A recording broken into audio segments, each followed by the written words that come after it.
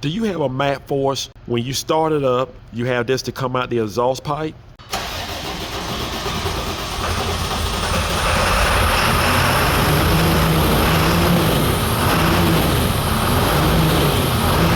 Here is another sign of a bad EGR cooler. You have an excessive amount of water in your muffler.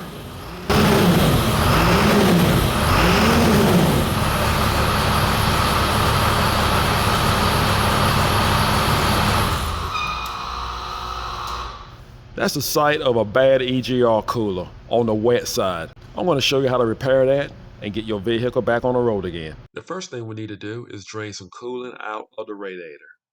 I like to use a clean drain pan for my antifreeze. We're on the left side bottom of the radiator. We'll take a pair of pliers.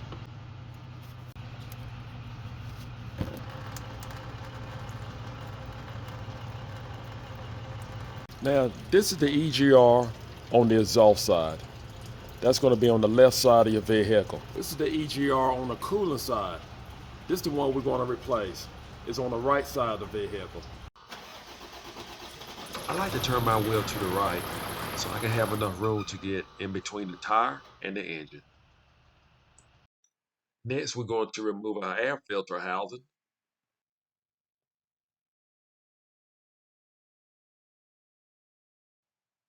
And we need to remove our harness. Take a screwdriver, pry up on the housing, and pull it right up. I have lost track of time. You do not have to drain this much coolant out. You only need to drain half that coolant out. Let's just shut this off and tighten it up for good. All right, again, we are on the right side. This is the EGR cooler we're going to change, the wet side. This is the most common one to actually go bad. Now, I want to say if your vehicle happen to run hot, chances are this EGR cooler can go bad real quickly. And that's what seemed like happened to this because it have not long been changed. We're going to remove the nuts from the back. We have two nuts, and then we have a bolt on the other side. Most likely to break these nuts loose, you're going to need a breaker bar or you're going to need a ratchet with a long handle. After you break them, you can just take a regular 3/8 ratchet and finish the job.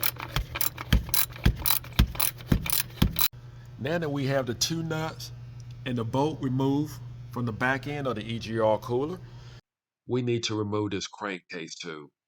We're going to use a 13mm for this nut. But before I go any further, I want to take a rag and just cover this hole here. I don't want anything to take a chance. I don't want anything to actually fall in here that I may or may not see. That makes me feel a whole lot better. I'm going to loosen up one of these clamps at the bottom of the crankcase tube.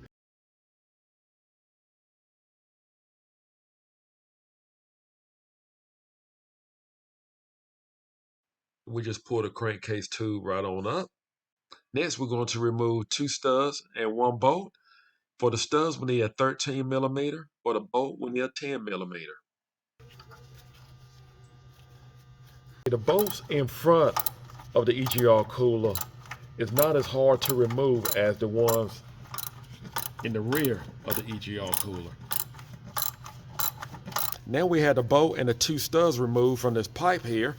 We're going to remove this clamp here, and we're just going to loosen this pipe so we move it out of the way because we actually have to slide the EGR cooler forward off of the studs to remove it. We're going to use a 13mm.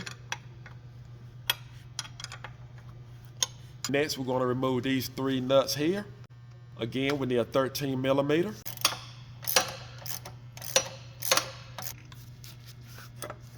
Next, what we're going to do, we're going to remove this bracket here. We have two bolts down here. We need a 13mm socket. I'm going to use an impact gun to remove them.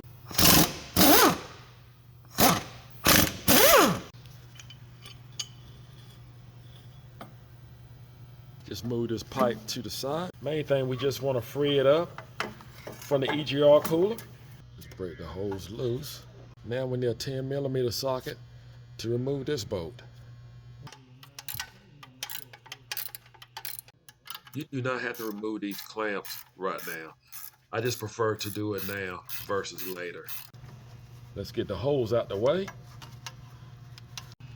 This rear tube right here, if you go down below, there's a bolt right here that we need to loosen up or remove so we have some flexibility in this line. Guys, last but least, we're going to remove these two bolts here that's holding on the bracket.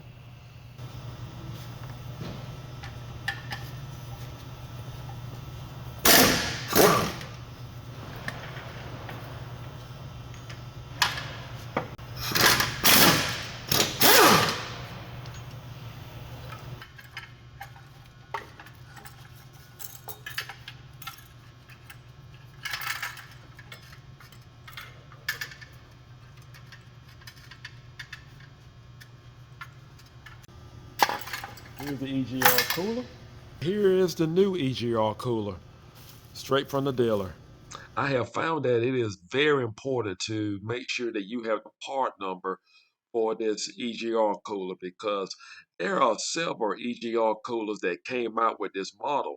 And if yours look like this is the part number you need to use to give the international dealer, or just look it up online. I only have one hose that I actually see that actually need to be replaced right there on top. You have all your clamps, and you also have instructions here. It'll walk you through it step by step and give you the torque. Transfer our bracket over to our new EGR cooler, and we're going to install new clamps that came with the new EGR cooler.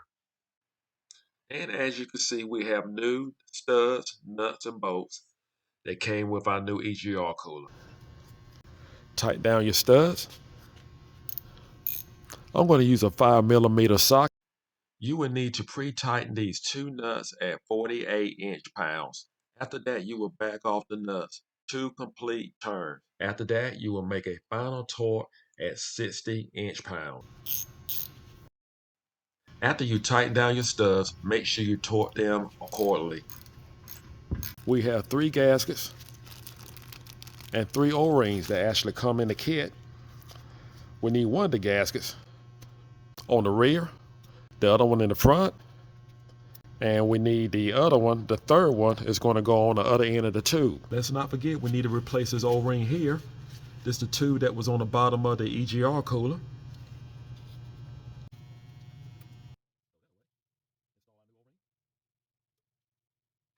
I'm just going to put a little grease around the O-ring.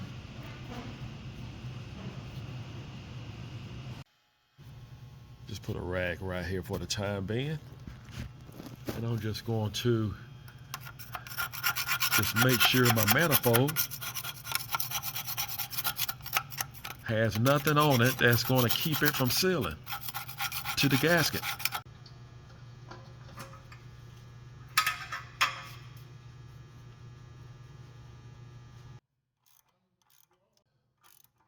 I'm not going to tighten up these bolts right away. I'm just going to leave them loose so I can actually move the cooler around a little bit if I need to do so, just to get some things lined up.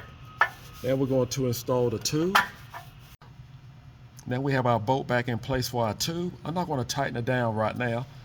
So what I'm going to do, I'm going to install a new hose. I pretty much just want to put everything in place before we start tightening everything up. I like to leave everything loose until we actually get all the main parts together. I want to point out, you want to make sure you mount this end of the tube first before you mount the other end of the tube that goes on to the EGR cooler, because if you mount this end first, you will not be able to mount this end on. Just want you to be aware. Mount back our bracket. Now it's time to tighten up everything.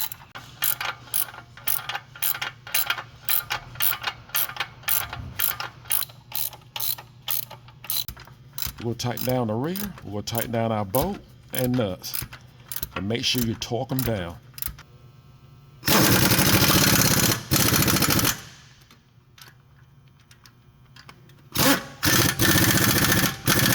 Tighten down our hose. Now we're going to mount back our breather tube.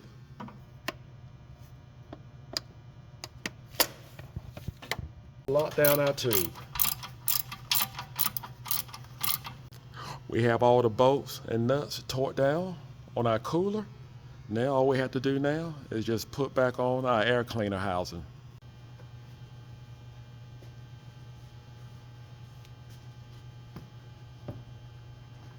Install our coolant. Once we started the vehicle, within 30 seconds or to a minute, you're going to notice that the vehicle is going to smoke. That's because there is coolant still inside of the exhaust system, and it has to burn out. Again, the vehicle is going to smoke for a little while, and that's to be expected.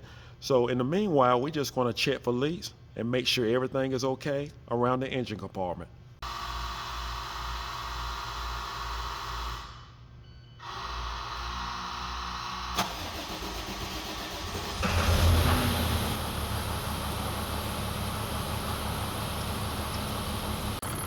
So far, so good.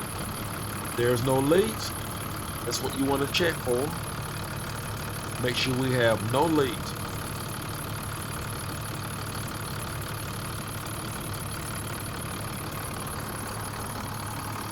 Still, we have no leaks. And it's just about time for the vehicle to start smoking. It's warmed up enough. Expect this to happen because you still have water and moisture still inside the exhaust system that is trying to burn out. You can also dry the vehicle to speed up the process to clear it out. Once you shut your vehicle off, you can top off your coolant. That's all it takes to replace your EGR cooler. The one on the right side, the wet one, the cold, whichever you like to call it, is the most common one to actually go bad. I hope this video was helpful. Do not forget to subscribe. Do not forget to hit the notification bell to let you know when I have a video to actually come out. Take care and God bless.